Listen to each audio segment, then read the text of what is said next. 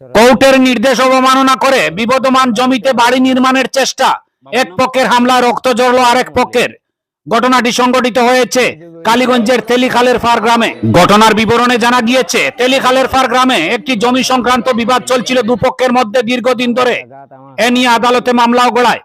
আদালতের নির্দেশে গত 18 ডিসেম্বর পুলিশ প্রশাসন জায়গাটিকে সিল করে দেয়। পুলিশ প্রশাসনের তরফে বাদী এবং বিবাদী উভয় পক্ষকে নির্দেশ দেওয়া হয় বিবদমান জমিতে যেন কোনো পক্ষই বাড়ি নির্মাণের চেষ্টা না করেন। এভাবেই চলছিল, কিন্তু গত 31 ডিসেম্বর অভিযোগকারী সরজিৎ মল্লিকের পুত্র পলাশ মল্লিক বাড়ি থেকে বেরিয়ে টিউশনের উদ্দেশ্যে যখন যাচ্ছিলেন, তখন তার নজরে পড়ে যে অপরপক্ষ ওই জমিতে আদালতের নির্দেশে পুলিশ প্রশাসনের পুতা ঝান্ডা তুলে ফেলে বাড়ি নির্মাণের চেষ্টা চালাচ্ছে। পলাশ তখন ঘটনাটিকে নিজের ক্যামেরায় রেকর্ড করতে চান। এতে ক্ষেপে উঠেন অপরপক্ষ। তারা এসে মারপিট করে পলাশ মল্লিককে। অভিযোগে জানা গেছে, অভিযুক্তরা শাবল দিয়ে পলাশের মাথায় আঘাত করলে ঘটনাস্থলে তিনি অচেতন হয়ে মাটিতে লুটিয়ে পড়েন। তার মাথা ফেটে রক্ত ঝরতে থাকে। ছেলেকে রক্ষা করতে ঝাঁপিয়ে পড়েন পলাশের মা বাবা। মারপিটে আহত হয়েছেন তারাও। পরবর্তীতে স্থানীয়দের সহযোগিতায় ঘটনাস্থল থেকে আহতকে উদ্ধার করে নিয়ে যাওয়া হয় কালীগঞ্জ মিনি পিএইচসি হাসপাতালে। সেখানে তার চিকিৎসা চলে। পরবর্তীতে ঘটনার পরিপ্রেক্ষিতে 4 জনকে অভিযুক্ত করে কালীগঞ্জ পুলিশ ফাঁড়িতে একটি মামলা দায়ের করা হয়। অভিযুক্তরা হলেন স্বপন মল্লিক, নির্মল মল্লিক, স্বরাজ মল্লিক ও কুটু মল্লিক। পলাশ মল্লিকের পরিবারের অভিযোগ, অভিযুক্তরা দীর্ঘদিন ধরে তাদের নামজারি একটি জমি দখল করে বলপূর্বক বাড়ি বানিয়েছে। এই জমি নিয়ে দীর্ঘদিন কাজিয়া চলছে। তারা বলেন জমির আসল মালিক তারা, কিন্তু অভিযুক্তরা দাবি করে ওই জমি তাদের এবং তারা বলপূর্বক ওই জমিতে গৃহ নির্মাণ করে জমি হড়প করার চেষ্টা চালাচ্ছে। ঘটনার পরিপ্রেক্ষিতে তারা আইনের দ্বারস্থ হয়েছেন। আদালতের নির্দেশে গত 18 ডিসেম্বর প্রশাসন বিবাদমান জমি সিল করে, কিন্তু অভিযুক্তরা কোর্টের নির্দেশকে অবমাননা করে চলছে। আপনার নাম কি? সরজিৎ মল্লিক। বাড়ি? বাড়ি তেলেখালের ভার। বাবার নাম? বাবা সারদা মল্লিক। অভিযোগ কি? অভিযোগ হইল গিয়া আমার জায়গার ব্যাপারে, আমার কিনা জায়গা, নামজারি জায়গা, আমার দলিল আছে। আমার কাকাতো ভাই স্বপন মল্লিক, নির্মল মল্লিক, তারা আমার জোরদার করিয়া মানে আমার জায়গার উপরে ঘর বানাই দিছে। গার বলে তারা নিষেধ করছে, নিষেধ মানছে না। গ্রামের মানুষ আমি ডাকিছি, গ্রামের মানুষের কথা হে শুনছে না। ও আমি মানে বিপদগ্রস্ত হইয়া কোর্টের আশ্রয় লইছি। আমি আমি কেস দিছি, আর কোর্টে কইছে আইনসঙ্গত, কোর্টে দেখবো। এখন এরপরে আমি ইনজেকশন জারি করাইছি, এটা তারা মানছে না। জান্ডি মারাইছি, তারা মানছে না। লাতে বাইতে তারা উড়াই দিছে। ও আমার ছেলে জান্ডি যে সময় ফালাই দিছে, আমার ছেলে, বড় ছেলে পলাশ, সে ফটো করাত গেছিল, তারে সাবল দি বাড়ি মারিচ্ছে, মাথা ফাটাই দিছে। কোন দিন? 1 তারিখ। মানে লাল ঝান্ডাটা ওরা লাতমারি ফালাই দিছে নিচে। ওইটা জাস্ট আমি ভিডিও করাত গেছি, যাইতেও ওরা আমাকে মানে কি বলবো সাফল দিয়ে এমন ভাবে মাথাত মারছে বাড়ি, আমি সঙ্গে সঙ্গে মানে অজ্ঞান হয়ে গেছি। আমি রক্ত এমন ভাবে পড়ছিল, মানে অজ্ঞান হয়ে আমি পড়ে গেছি। এরপরে আমার ঘরের বাবা মা মানে সঙ্গে সঙ্গে আমাকে আমার ছেলে অজ্ঞান হইয়া পড়ছে, তারা বাড়ি মারছে সাবল দিয়া। দৌড়াইয়া গিয়া আমার ছোট ছেলেরারে লইয়া গিয়া অজ্ঞান ছেলেরে তুলিয়া ডাক্তার দেখাইছি, হসপিটাল করাইয়া থানাত গেছি। থানাত যাওয়ার পরে স্যারে পিটিশন লেখিয়া কইসন যাও, যে আমরা দেখিয়া দিমু কইয়া 31 তারিখ ঘটনা হয়েছে। তো তারা আজকে গেছে গিয়া দেখাশোনা করিয়া আইছে। এখন আপনারা কি চাই? এখন আমরা আইন ন্যায় বিচার চাই।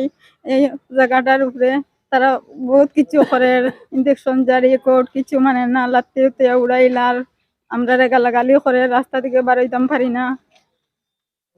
দেখার পরে এই করে সেই করে আমরা জায়গার উপরে তাকের আর আমরা মায়ের দৌড় করে মাথা ফাটার। আমরা ন্যায় বিচার পাইতাম। আমরা এমন এক দেশ থাকি আর কোনো বিচার পাইয়ান না, কিচ্ছু না।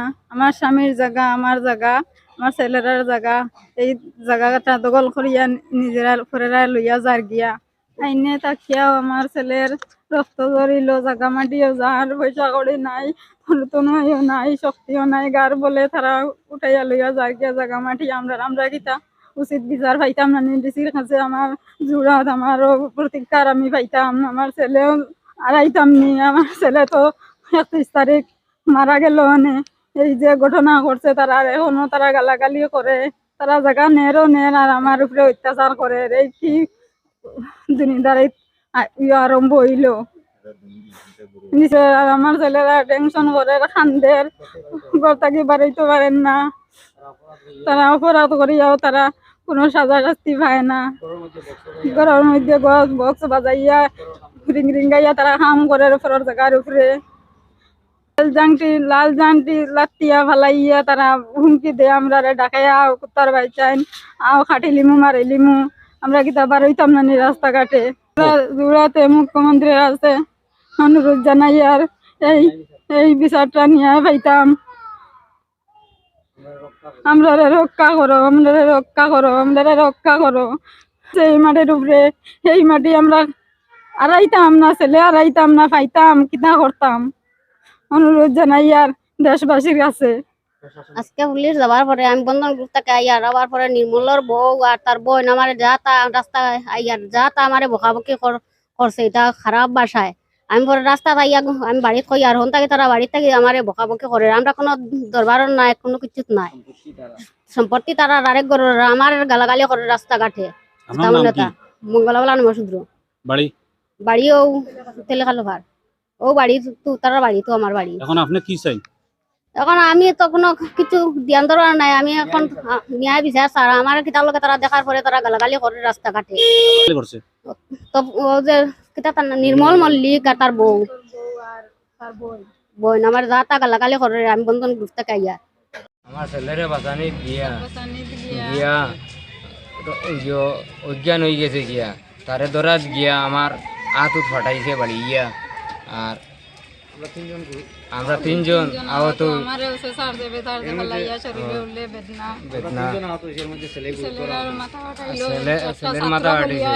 একটা ছাত্র স্টুডেন্ট বলিয়া তারে পড়াশোনার কত অসুবিধা আমার এই যে মাথাটা ফাটাইয়া আমার বুয়াটা এরকম চুরি বানাইয়া তৈছে শেষ করিল মানে। তো আমি না গেলে আমার ছেলেটারে কত অসুবিধা ওর।